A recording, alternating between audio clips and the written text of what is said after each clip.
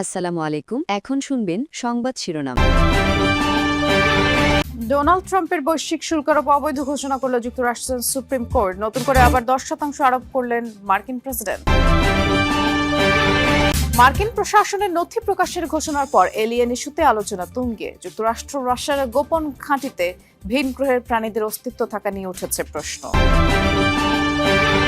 3 জেলায় সড়ক দুর্ঘটনায় 9 জনের মৃত্যু।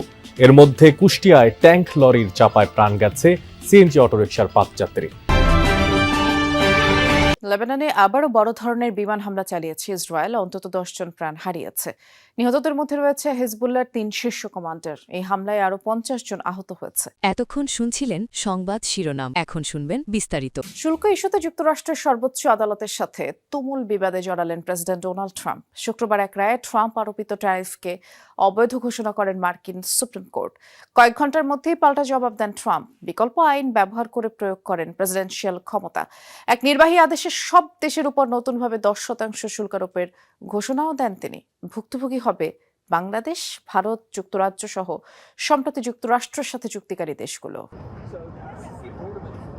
সম্প্রতি বিভিন্ন দেশের উপর প্রেসিডেন্ট ডোনাল্ড ট্রাম্প আরোপিত শুল্ক অবৈধ বলে রায় দিয়েছে যুক্তরাষ্ট্রের সর্বোচ্চ আদালত।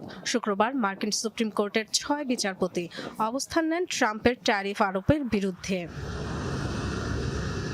রায়ে বলা হয় 1977 সালের international emergency economic powers act IEEPA ব্যবহার করে ট্রাম্প যে সিদ্ধান্ত নিয়েছিলেন তা অসাংবিধানিক। এই আইনের আওতায় ট্যারিফ বিষয়ে একক সিদ্ধান্ত নেওয়ার এখতিয়ার নেই প্রেসিডেন্টের। সুপ্রিম কোর্টের সিদ্ধান্ত নিয়ে রাগঢাক না রেখেই অসন্তোষ জানিয়েছেন ডোনাল্ড ট্রাম্প। তার অভিযোগ, বিদেশি স্বার্থকে প্রাধান্য দিয়েছেন বিচারপতিরা, যা জাতির জন্য অসম্মানের।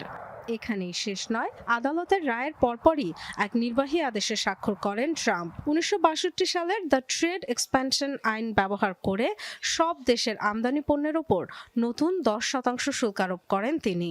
এর ফলে পূর্বে যুক্তরাষ্ট্রের সঙ্গে বাণিজ্য চুক্তি করা দেশগুলোকেও নির্ধারিত শুল্কের পরিবর্তে এখন থেকে 10% বৈশ্বিক শুল্কের মুখোমুখি হতে হবে। ধারণা করা হচ্ছে চুক্তির আগে যে হারে দেশগুলো শুল্ক দিয়ে আসছিল তার সাথে যোগ হবে এই 10%। আমরা কেবল ভিন্ন পথে হাঁটছি। কিছু ট্যারিফ থাকবে, কিছু থাকবে না। তবে 10% সিদ্ধান্ত বহাল থাকবে, যা আমাদের অধিকার। অনেক অর্থ আমাদের দেশে আসবে, তাদের ট্যারিফ দিতে হবে। ট্রাম্প জানান, সেকশন 122 এর আওতায় এই সিদ্ধান্ত নিয়েছেন তিনি। এই আইনের অধীনে 5 মাসের জন্য সর্বোচ্চ 15% শুল্ক আরোপ করতে পারেন মার্কিন প্রেসিডেন্ট। ট্রাম্পের এই পদক্ষেপের মধ্য দিয়ে যুক্তরাষ্ট্রের ইতিহাসে প্রথমবারের মতো ব্যবহার করা হচ্ছে এই আইন। 5 মাসের সময়সীমা পার হলে এই ট্যারিফ অব্যাহত রাখতে হলে প্রয়োজন হবে কংগ্রেসের অনুমোদন। শুল্ক ইস্যুতে মুখোমুখি ট্রাম্প প্রশাসন ও মার্কিন বিচার বিভাগ। বিশ্লেষকরা বলছেন, মার্কিন প্রেসিডেন্টের ক্ষমতার উপর লাগাম টানতে চায় সুপ্রিম কোর্ট। তবে আইনকে কাজে লাগিয়ে 10% শুল্ক বাস্তবায়নের চেষ্টা চালিয়ে যাবেন মার্কিন প্রেসিডেন্ট। এই পরিস্থিতিতে জটিলতা বাড়বে যুক্তরাষ্ট্রের বাণিজ্য নীতিতে, যার প্রভাব বিশ্ব বাণিজ্যে পড়বে। শুল্ক ইস্যুতে আবারও মুখোমুখি ট্রাম্প প্রশাসন এবং যুক্তরাষ্ট্রের বিচার বিভাগ। শুক্রবার দেশটির সর্বোচ্চ আদালত প্রেসিডেন্ট ট্রাম্পের আরোপিত শুল্ককে অবৈধ ঘোষণা করেন। এরপর পরই আবারও নতুন করে 10% শুল্ক আরোপের ঘোষণা দেন ট্রাম্প। বিভিন্ন সময় ভিন গ্রহের পানি বা এলিয়েনের অস্তিত্ব নিয়ে সামনে এসেছে নানা আলোচনা, মত পার্থক্য। সামনে এসেছে যুক্তরাষ্ট্র এরিয়া 51, রাশিয়ার কাপস্টিনিয়ারের মতো বেশ কিছু সামরিক ঘাঁটির নাম। সর্বসাধারণের প্রবেশ নিষিদ্ধ, সীমানার উপর বিমান উড্ডয়নে নিষেধাজ্ঞার মতো অদ্ভুত কিছু নিয়মের প্রেক্ষিতে এসব স্থানে এলিয়েনের বিচরণ রয়েছে বলে অনেকেই মনে করেন। আর জনসাধারণের ব্যাপক কৌতূহলের ভিত্তিতে এবার এলিয়েন সংক্রান্ত সকল সরকারি নথি প্রকাশের সিদ্ধান্ত নিয়েছে মার্কিন প্রশাসন। এলিয়েন কিংবা ভিন গ্রহের বাসিন্দাদের নিয়ে মানুষের কৌতূহল চিরন্তন। বিভিন্ন সময়ে এলিয়েনদের অস্তিত্ব নিয়ে তৈরি হয়েছে বহু রহস্য, আলোচনায় এসেছে নানা ষড়যন্ত্র তত্ত্ব। তবে প্রশ্ন হলো, আসলেই কি অস্তিত্ব রয়েছে ভিন গ্রহের এই রহস্যময় প্রাণীদের? বিভিন্ন সময়ে আকাশে অজানা উড়ন্ত বস্তু, রহস্যময় প্রাণীর আনাগোনা নিয়ে বহু তথ্য উপাত্ত সামনে এলেও এ বিষয়ে রয়েছে মতবিরোধ। অনেকের ধারণা, সর্বসাধারণের প্রবেশ নিষিদ্ধ এমন অনেক রহস্যময় স্থানে রয়েছে এলিয়েনের বিচরণ। ভিন গ্রহের প্রাণীদের অস্তিত্বের প্রশ্নে প্রথমেই আসে যুক্তরাষ্ট্রের যুক্তরাষ্ট্রের নেভাদা অঙ্গরাজ্যের এরিয়া 51-এর প্রসঙ্গ।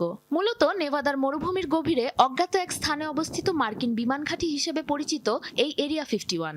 তবে নথিপত্রে ঘাঁটি হলেও এর ভিতরে কি হয় তা একেবারেই অজানা। জনসাধারণের প্রবেশ নিষিদ্ধ তো বটেই, এর উপর দিয়ে ওড়ারও অনুমতি নেই কোনো বিমানের। প্রথমে এর অস্তিত্বের খবর স্বীকার করেনি মার্কিন প্রশাসন। তবে 2013 সালে তথ্য অধিকার আইনের আওতায় কিছু গোপন নথি প্রকাশিত হলে আনুষ্ঠানিকভাবে রহস্যময় ঘাঁটিটির সত্যতা নিশ্চিত করে সরকার। এরিয়া 51-এর মতো যুক্তরাষ্ট্রের আরেক অঙ্গরাজ্য ম্যাসাচুসেটসে রয়েছে থম রিড ইউএফও মনুমেন্ট পার্ক। 1969 সালে আকাশে ব্যাপক উজ্জ্বল বিশালাকার অজ্ঞাত এক যান একই সাথে প্রত্যক্ষ করে ওই এলাকার 40 জনেরও বেশি মানুষ। এছাড়াও রয়েছে রাশিয়ার সামরিক গবেষণা কেন্দ্র কাপুস্টিনিয়ার। সোভিয়েত আমল থেকে অনুমেয় এলিয়েন প্রযুক্তি নিয়ে গবেষণা করে আসা ঘাঁটিটি পরিচিত রাশিয়ার এরিয়া 51 হিসেবে। রয়েছে অস্ট্রেলিয়ার দুর্গম মরু এলাকায় অবস্থিত satellite tracking station pine gap.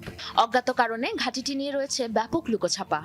এছাড়াও কড়া নিরাপত্তা ও গোপন কর্মকাণ্ডের প্রেক্ষিতে ব্রিটিশ সামরিক গবেষণা কেন্দ্র পোর্টন ডাউন, মার্কিন ভূগর্ভস্থ কমান্ড সেন্টার মাউন্ট ওয়েদারের মতো বহু স্থান ও ঘাঁটিতে এলিয়েনের অস্তিত্ব রয়েছে বলে মনে করেন অনেকে। সম্প্রতি জনসাধারণের তুমুল আগ্রহের প্রেক্ষিতে এলিয়েন সংক্রান্ত সরকারি নথি প্রকাশের ঘোষণা দেন মার্কিন প্রেসিডেন্ট ডোনাল্ড ট্রাম্প। এরই মাঝে মার্কিন ডিপার্টমেন্ট অফ ওয়ার সহ গোয়েন্দা বিভাগ ও সংস্থাগুলোকে এই নিয়ে কাজ করার নির্দেশ দিয়েছেন তিনি। 3 জেলায় সড়ক দুর্ঘটনায় নিহত হয়েছেন 9 জন। এর মধ্যে কুষ্টিয়ার বাইপাস সড়ককে ট্যাঙ্ক লরির চাপায় মারা গেছেন সিএনজি চালিত অটোরিকশার 5 যাত্রী। এছাড়া মৌলভীবাজারে পিকআপ ভ্যান ও সিএনজি চালিত অটোরিকশার সংঘর্ষে নিহত হয়েছেন 3 জন। গোপালগঞ্জের ডুমদিয়ায় বাস চাপায় অজ্ঞাতনামা এক নারী নিহত হয়েছেন। কুষ্টিয়ার বাইপাস সড়ক সিসিটিভি ফুটেজে দেখা যায় দ্রুতগতিতে আসা একটি ট্যাঙ্ক লরির চাপায় দুমড়ে মুচড়ে যায় একটি সিএনজি চালিত অটোরিকশা। মুহূর্তেই প্রাণ যায় সিএনজির 5 যাত্রীর। স্থানীয়রা জানায় একটি গ্যাস বহনকারী ট্যাঙ্ক লরি বাইপাস সড়ক হয়ে পাবনার দিকে যাচ্ছিল। এ সময় উল্টো দিক থেকে সিএনজি চালিত অটোরিকশাটি অন্য একটি ট্রাক ওভারটেক করতে গিয়ে গ্যাস বহনকারী লরির সামনে চলে আসে। এতে নিয়ন্ত্রণ হারিয়ে লরির নিচে চাপা পড়ে সিএনজি চালিত অটোরিকশাটি। এতে ঘটনাস্থলেই মারা যান চালক সহ 3 জন। হাসপাতালে নেয়ার পথে মৃত্যু হয় আরো 2 জনের। সিএনজিটা যাচ্ছিল দিক থেকে আর গ্যাসের গাড়ির দিক থেকে আসছিল। গ্যাসের গাড়িটা নিউট্রাল মানে কন্ট্রোল না রাখতে পারে গ্যাসের গাড়ির সাথে মেরে দিয়েছে। গ্যাসের গাড়ি তো তার তো কোনো দোষ নাই, গ্যাসের গাড়িটা ব্যাকে দিয়ে বাড়ায় চলে গেছে। পুলিশ জানায় চালক ছাড়া বাকি 4 যাত্রী কুষ্টিয়ার খাজানগরের বাসিন্দা। দুর্ঘটনার পর পালিয়েছে ট্রাকটির চালক ও হেলপার। বাইপাস সড়কে কুষ্টিয়া স্টোর্স তেলের পাম্পের সামনে সিএনজি এবং গ্যাসে একটা গাড়ি দুর্ঘটনা ঘটেছে। দুর্ঘটনা ঘটার সঙ্গে সঙ্গে আসছিলাম আমরা গাড়ি গ্যাসের গাড়িটা আমরা নিয়ন্ত্রণে আমাদের হেফাজতে নিয়েছি। এদিকে মৌলভীবাজারের পিকআপ ভ্যান ও সিএনজি চালিত অটোরিকশার সংঘর্ষে নিহত হয়েছেন 3 জন। পুলিশ জানায় মৌলভীবাজার থেকে যাত্রী নিয়ে শ্রীমঙ্গল যাচ্ছিল সিএনজি চালিত অটোরিকশাটি। ভৈরব বাজার পৌঁছালে বিপরীত দিক থেকে আসা পিকআপ ভ্যানের মুখোমুখি সংঘর্ষ হয়। ঘটনাস্থলেই প্রাণ হারান অটোরিকশার চালক সহ 2 যাত্রী। এছাড়া গোপালগঞ্জের ডুমদিয়ায় বাস চাপায় অজ্ঞাত এক নারীর মৃত্যু হয়েছে। লেবাননে আবারও বড় ধরনের বিমান হামলা চালিয়েছে ইসরায়েল।